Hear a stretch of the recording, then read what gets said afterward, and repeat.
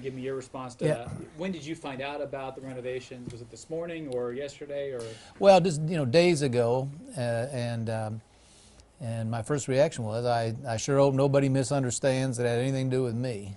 But some of the headlines, if not the actual stories that were written, left that impression.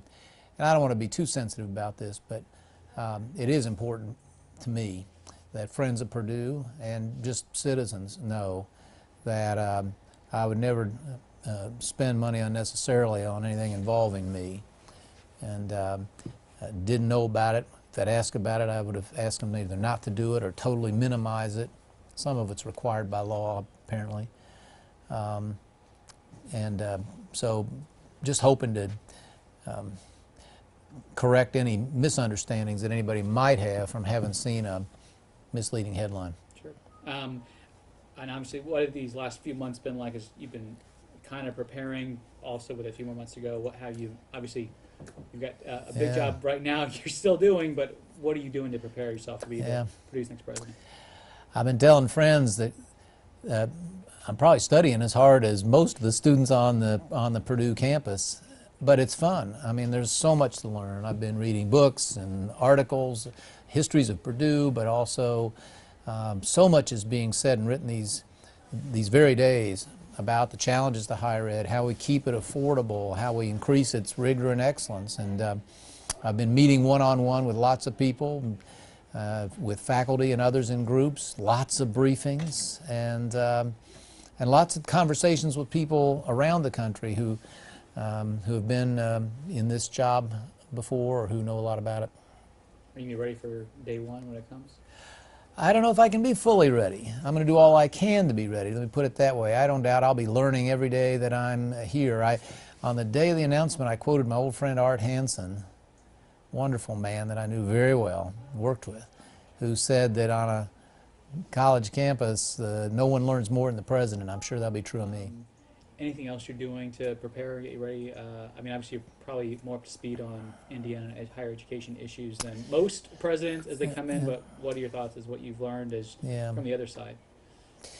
I'm talking all sorts of friends of the school also, outside the campus, alumni and people who've been financial donors, trying to get their input and advice. And the questions really are, how can we take this excellent jewel of an institution, make it even better? Where are the places of greatest opportunity to make Purdue literally the best in the world? And how at the same time do we make certain that young people who are able and willing to do the work of Purdue, every one of them can come here and do so affordably? If you've been keeping up, you probably know, but there is a group that has started up with the acronym of SOAP, Society of an Open and Accountable Purdue, and they had a meeting last week. And what's your reaction to them? It sounds like you're familiar with them, so I won't keep giving you more details. But what's your reaction to them and what they're trying to do? Well, they got a good acronym. But beyond that, I'll just say campuses are supposed to be places where every point of view is welcome. And these folks have, I think their real problem is they just disagree with the things I have stood for in public life. I don't think their real complaint is with the trustees or the process, and their public statements more or less make that so. But, they have every right to their viewpoint.